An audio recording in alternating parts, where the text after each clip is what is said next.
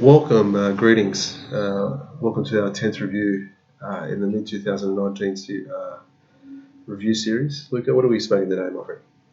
We're smoking Trinidad Trova. It is ARS May 18. Is that May? Is it May or March? March 18. March, yeah. ARS code. Yeah. Yeah, we'll check up that later. Yeah. Look, you've smoked a few. What are your thoughts on this cigar? The first I had that I bought blind over in Greece. I bought at a shop in Greece.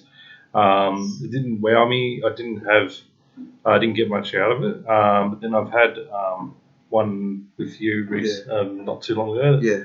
And that was really nice. I was really impressed. So, and I have high hopes for this one as well.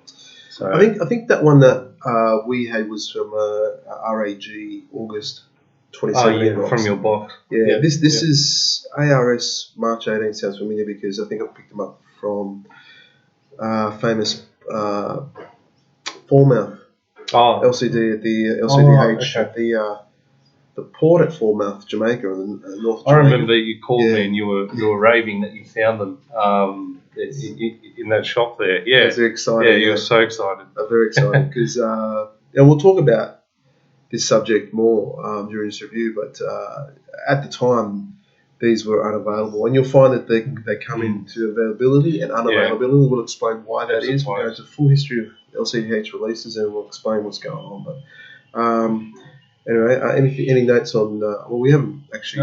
We're going to untwist it. What we're going to do is we're going to untwist the pigtail because Trinidad's known as a market that has pigtails on it, and both Luke and I like to do it. Yeah, I've influenced people to you don't need the cutter. It's a no-fuss way to actually get it cut. Yeah, comes away really easily too. Very easily. Sometimes if you're lucky, you'll get that dimple in the top. That's right. That's come away pretty nicely. Yeah. There we go. Yeah, that's perfect. So, how's the draw for you? Yeah, it's fine. It's good. Touch bit of resistance, which is fine, but pretty open. Yeah. Yeah, it's not too soft, not too hard. Yeah, nice. Yeah, it's got a spongy pack. Not firm, but it's not underfilled. Yeah. It's got a nice spongy pack. It retracts to its original state when you push on it a bit. Yeah. All right, we're going to light this up and come back when we're smoking it through the first third. First thoughts, my dear friend? I forgot to mention. Yeah. On the pre-light draw, I got a lot of real nice notes of what was it again? Cocoa powder or that real nice note there, which is really interesting. Now the first couple of puffs.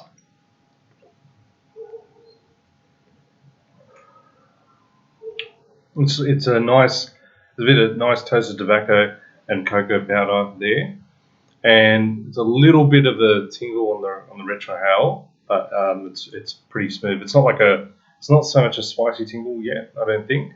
But yeah, overall good start. Yeah. What about you? It's like every other one of them. They're just great. I've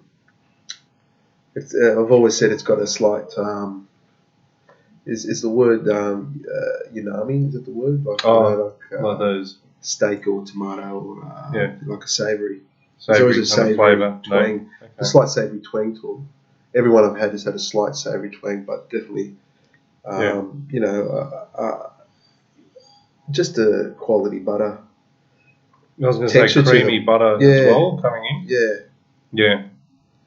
I remember that from the last one that I had with you here. Yeah. And that stood out a lot. I love those flavours. So the question in my mind that I wanted to talk about, I'm going to talk about a few subjects in regards to this release, but the first one is, this is just my view. I feel like with Trinidad, just a quick recap about Trinidad. Came out in 1998 as a premium marker in conjunction with Cohiba. Of course, Cohiba came out in the early 90s, 92, 93 publicly. Before that, 2 years before that, Quaba came out as the marker intended to be a premium marker, and all the Quabas were made in a perfecto size, which means they're tapered at the head of the foot. Traditional size. Yeah, traditional. That's what all cigars were before the 30s. Yep. Or most of them. So I remember watching some of the old cartoons. Yeah. With any Warner Brothers cartoons. Yeah, with any of the cigars they had, it was a double figurado or yes, perfecto kind of shape. That was like something I always noticed. But what happened with Coaba? They never hit on as a premium marker because it just. I think it was the profile flavour, maybe, or more of the construction. They're just I think it's they've got to be perfect. Rolling them is just a little bit harder than these Pareo straight cigars. Yeah. So they never took off. So Trinidad came out a few years later as a premium marker, and look, it's had its good years and bad years. I wouldn't say it's what Cohiba is. If Trinidad had taken off as a premium marker, it definitely would be in the current 6 global brands. But it's in the what do they call the other brands? The other 4 value brands. They call them value, don't they? Value brands. Yeah, so that means Habanos has rebranded their cigars, and so the other 4 are Bolivar, Ramona Juanes, Trinidad, and Punch. They're the 4. So they're the 4 that are going to be mainly your regional editions. Yeah, that's right. The other brands listed as others will still get regional editions, but I think they're going to be promoted as more, your regional editions, and also sometimes limited editions, because the global brands have traditionally been the limited editions, but since the 2011 Romano Juanes limited edition, I think it was called the Extra. I think it was from 2011. That was the first time that one of the brands other than a global brand came out in limited edition. In the last few years, we've had one in 2015, if you recall, and the Romano Juanes, and we had a Punch Red Joss in 2017. So some of those that aren't and that was limited edition. Yeah. And in 2019, we're waiting for it. We even had the 2018 H. Upper Proposios, I think it's how you say it. That hasn't come out yet, but the 2019 cigars, one of them is a Key d'Orsay, Monos number 2, and we can talk about Key d'Orsay in another review that we're going to do. But anyway, I just make it down through it more. Nice butter cream. Yeah. Still with a little bit of that cocoa powder at the back of the palate, a little bit. Yeah. Nice and buttery. So what I was going to say about the Trinidad marker is, I think, look, maybe I'm swayed a lot because I've smoked quite a few Fundadoras, but I don't think so. I think we didn't have Vigia in that in the last year, but I just feel that they had that like a dough, like a donut dough, and coffee, like a milk coffee and dough. It's very, it's distinctively there. You can't miss it. A heavy dough, thick kind of dough flavour. Yeah. And look, and I feel with the La Trova that's not there. It's really, not at all. No, I agree with you on that one. And what we're going to do is we're going to smoke through the first third, and we're going to talk more about another famous Trinidad release that was unfortunately deleted, discontinued in 2012, and Luca and I have been fortunate to smoke this cigar, the Trinidad Robusto Extra. We're going to talk about that cigar. Yep. We're going to talk about this cigar in comparison to that cigar, because I have a feeling, I haven't read it anywhere, just my thoughts, and that is that the Trinidad La Trova is a reputable release. It's a quality release. A lot of you on the forum say so, and I think it's replicating the Trinidad Robusto Extra. But we'll talk more about that when we come back. So we're approaching the middle third, and what were you saying off air, mate? You were talking about that cigar. Yeah, it's picked up a bit of salted butter now, salted butter and green flavours on on the palate there. So Yeah. what are you getting? I'm the same. Like, we both similar? agree. There's Yeah. there's a slight saltiness A there. butter stick with some tad of salt. Yeah. On top. Yeah. So this Trinidad La Trova is a cannonosa, a double cannonosa size. So what that means is the Siglo 6 is a cannonosa size, 52 ring gauge, but I think by 150 mil, just under 6 inches. Well, this is 166, so this is doing the maths. It's just under 6.5 inches long. Yeah. And the other release that was that size was the famous Cohiba 1966 limited edition from 2011. Yeah. So when Habanos SA brought this out as a Casa de Habano release, to me it signified that it was always going to be a quality release with quality leaf in it. It's proven so. Now, we said we're going to talk about the Trinidad Robusto Extra. Now, the story is that I was fortunate enough a few years ago to, on a special 24-24 to pick up a box. They were from 09. I think I picked it up in 2015. Kept it in my ILH for about 4 years. They're now 10 years old. Probably came in a box of 12. I think I've got about 4 left. And I've handed a few out to other generous enthusiasts, and I've smoked a couple myself. Lucas smoked one. Yeah. So that Trinidad Robusto Extra, just to let you know, that was discontinued in 2012, along with the Trinidad Robusto T, I think it was called. Robusto T, yeah. The Robusto T was a Robusto size like a Cohiba Robusto, 50 ring gauge by 124, whereas the Robusto Extra was a double Robusto size.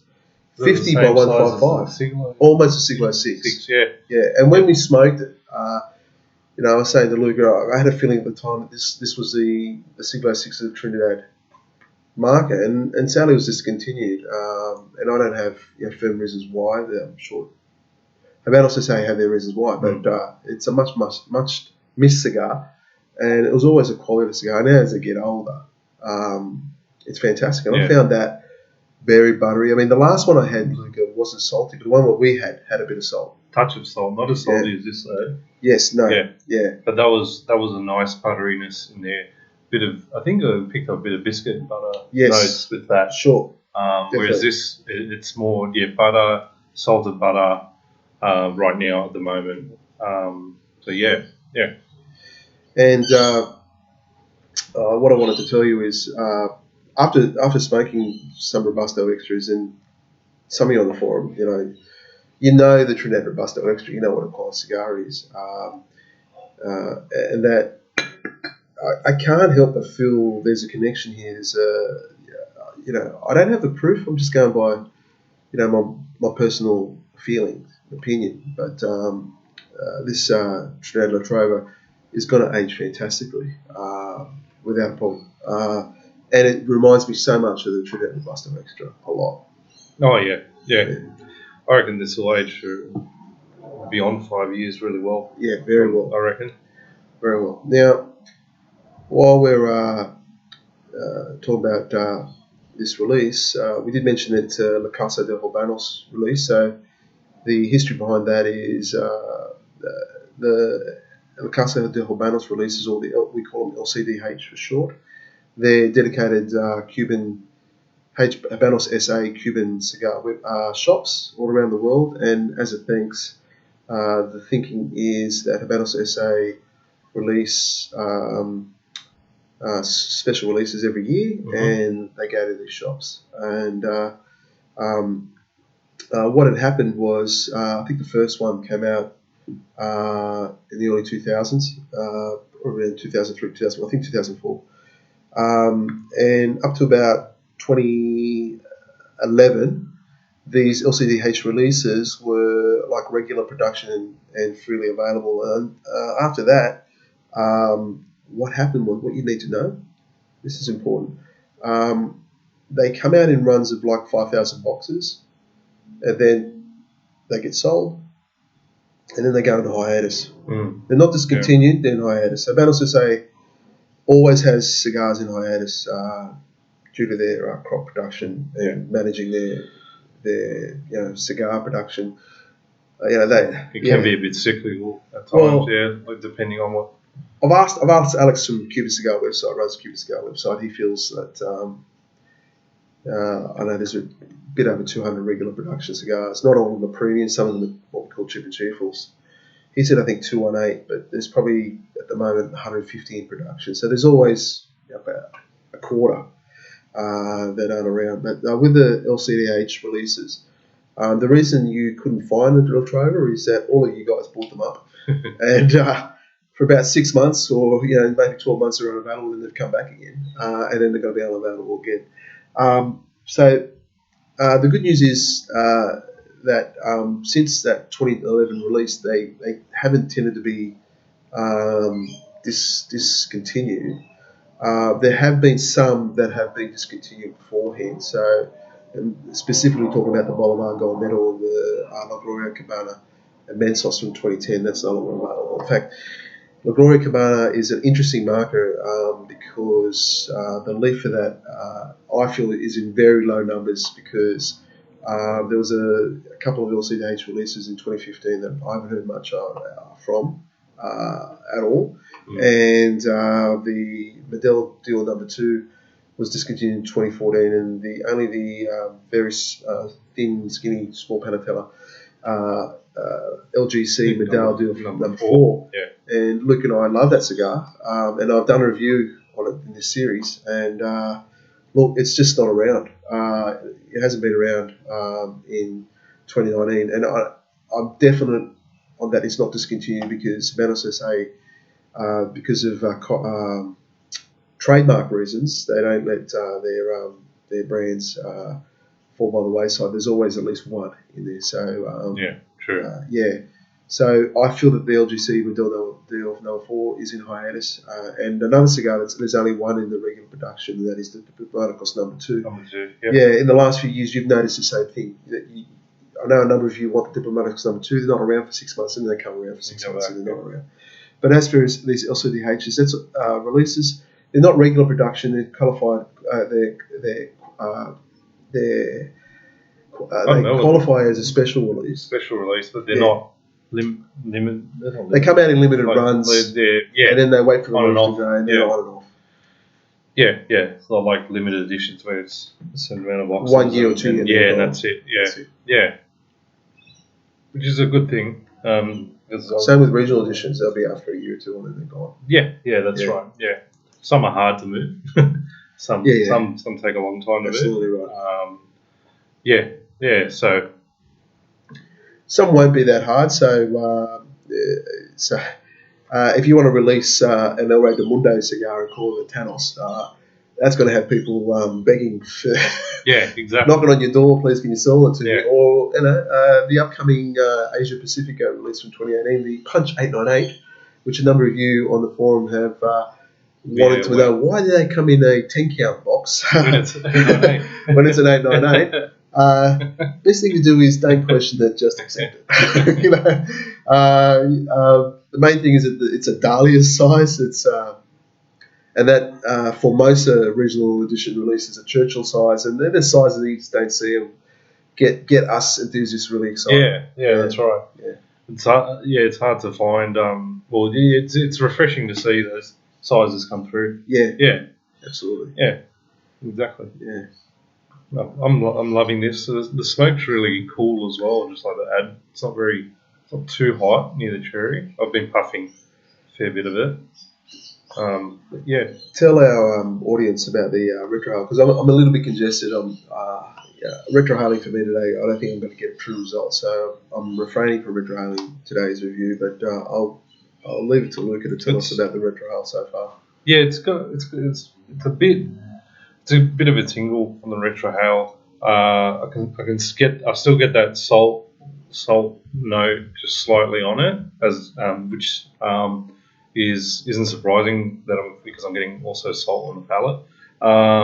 But yeah, I mean, if you were retrohaling this, you wouldn't, because I know you don't do it often, but you'd enjoy it. You wouldn't, it wouldn't kick you around too much, noting that you don't retrohale too often. So it's pretty mild. on that side as well. I'm laughing because I still remember the one like number 2. Selection number 2 story, mate. You retrailed and then you sleep with no problem. That. Yeah, and you did one and almost had to wake you up. Like I was like, how do you do this? How do you do this? You know, but it was that had some punch. That really grabbed you, and that was like, that was an assault on the senses. You know, in a good way. Look, I must ask you. That was the Christmas Sample Series last year. Did you retrail the Ramona Winer special selected? And I was saying that's the type of cigar that I would leave down for 5, 6, 7 years before I even touch it. Yeah, that strength. You were able to retrail that. I love that. Yeah, that was great. I don't know. I think it's just me. I just like retrohaling a lot of different things. I haven't had anything that's knocked me about too much. But that Ramona Lanes was great as well. It's full bodied. That's a full body smoke. It is a full body. Have it after a big meal. Absolutely. Look up on the forum. On our forum over the years, there's been a whole lot of polls on a whole lot of subjects. And do you retrohale comes up every now and then. So often, I should say. And what I want to tell you is I remember reading the retrohale poll, but it's from a while back. Maybe we need to do a new one. But I can't remember if it was a third of smokers, maybe 50%. I think maybe closer to a third don't. Oh, don't. Okay. Yeah, or maybe 50. Somewhere between 50 to a third. Half to a third do not, and the other do. So it's one of those, interesting to do more. It took me we should do a poll. It took me a while to learn how to do it. Of course. I never smoked cigarettes or anything, so I never did it with any other other tobacco before that. So it took me a while to learn how to do it. But just really enjoyed it. I think I get more out of a cigar when I do it. So if we take a small sample size, let's for argument's sake, let's use Rob and Ken. Rob definitely retrohales every cigar I've ever seen. Retrohales every review I watch, he does it. Loves it because he feels like you pick up something different in the cigar through the nose. Yeah. Ken never does. Yeah, but they're both normal. But some don't, some do. His palate's spot on. Yep, absolutely. Some people do, some people don't. Yeah, just what you enjoy. But if you want to try retrohaling and then you find that you cough or you just you can't blow through your nose but it goes down your throat and you're coughing and you're just like, how do people do this? Just keep working at it. It's going to take time. I was just going to say the same thing. It'll come. Yeah, it'll come. Takes practice. Okay, we're going to leave it there and come down. Going. Yeah, we're going to come back in the last third and give our concluding thoughts. Welcome back, folks. We're in the well into the final third. Luca, your thoughts, my friend? Now it's similar. The butter's died off a bit. The saltiness is still there, and just a nice toast of tobacco is coming through for me. The retrohale's still pretty much spot on, pretty much the same as well. Nice cool smoke coming through, not too hot. It's when sometimes I don't know, maybe it's the type of tobacco or the age of a cigar, but sometimes you can feel like a sharp bit of heat coming through. It's not really, so it's nice and cool. So, and I've been pretty happy. I haven't had to touch my burner at all. It's been razor sharp the whole time, so good construction on mine. Yeah, I think yours is a different story. Yeah, so here's something for us to talk about just very quickly. So you can see that I've left that, and there's been a good reason because the leaves were slightly bunched there, one side. Yeah. And you're prone to touch that up, but I don't think you have you? No, because I was just saying to Luca off air, I had a Punch 48 yesterday that had the same issue, and I touched it up, and it was all black inside there. It was all black, and it just charred the smoke, and there's slightly bitter flavours all throughout. I could still smoke it, but it almost taints it a little bit. Yeah, it taints it. Yeah, that's the best way. That bitter charred flavour. So the best thing to do, I did not touch this up. So in this circumstance, normally you want to touch it up, but I'm going to leave it and let it fall off itself because I know from experience that those leaves from the way it's burning there, you can tell that it hasn't gone too far, and then I'll go past that point and be fine. It'll probably correct itself a bit and burn that rest off. Yeah. I'd try to leave it if it's like that, or if I want to touch it up, I'd use a soft flame lighter if the weather conditions permit, if it's not too windy, because it's not as aggressive on the cigar, like in terms of when you're trying to light that other side. But yeah, there is a risk that it can still get a bit charred, a bit of flavour. But I feel because I haven't touched it up, it's fine. It's your flavours. What flavours are you getting? Give me a second.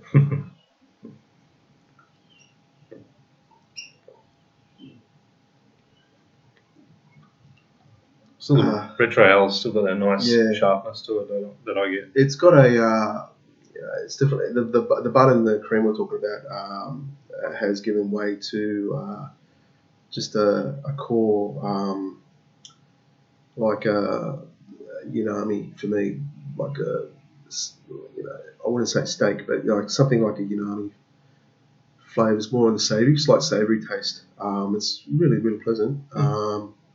But it's very easy to smoke.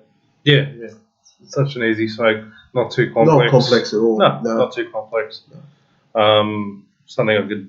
Yeah, it's a Sunday arvo. You can happily sit here. Yeah. You could have it with gin. You could have it with hummus. Yes. I reckon a gin would go well. Yeah. It's just a nice cigar. Where it's in terms of strength, I've never found them too strong. No, this is on the mild side. I wouldn't even say it's touching on medium. But it's not mild in terms of it's mild in terms of the flavour and the strength as well, but not in a way where it's you're searching for those flavours. You're not really struggling and thinking hard about it. No. But yeah, it's a mild cigar though. That's why because it's already started off mild. My advocacy in regards to the cigar is to and look, I sympathise. They're hard to find. They come out and they go quickly. But if you get 2 boxes, it's only 12 in a box, and they're not cheap. But have your smoke now box and have your put away box. Yeah, that's what I would Why not? do. Yeah. I've had 1 box. I think I've got 4 or 5 left, and I'll leave them. I'll definitely will leave them, and see how they are in a year or 2. Because they've already just straight off the bat they've hit the ground running this cigar. Yeah, it'd be interesting to see. Might dip into a bit of a quiet period, maybe. Yes, Who knows? Who knows? It could. And then it might come up again really good. Yeah, absolutely. As some cigars do. And that's the beauty of it, just experimenting, trying them at different times of the over the years. So, and that's half the fun of it. It is. I agree. It is half the fun. Half the fun is there's one thing to be praised for age programs as such, and buying cigars that are aged, but there's a quiet satisfaction. There's a difference. When you age your own, putting your own away.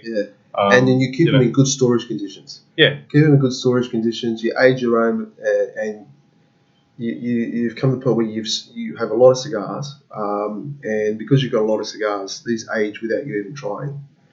Some of you will know exactly what I'm talking about, and then you come back to the cigar at the 3-year point, or the 4-year point, or the 5-year point, and you go, oh wow, And you may keep notes like I do I use the inventory system on Cuban Cigar website. Some of you use other types of inventory systems, keep notes. I just use this. The amount of times I've searched through my humidor and gone, oh, I didn't know I had this. I think it was a Paul Aranga Bellicossus Extra. I had in the bottom of my humidor one day. So that's why I like that. I surprise myself because I forget or I lose stuff in there. Anyway, we hope that you've enjoyed this review. We've talked about a lot of subjects, my dear friend, but we hope that you found it helpful. I'm sure that you have. We look forward to the next review. Until then, happy smoking. Thank you for watching. See ya. See ya.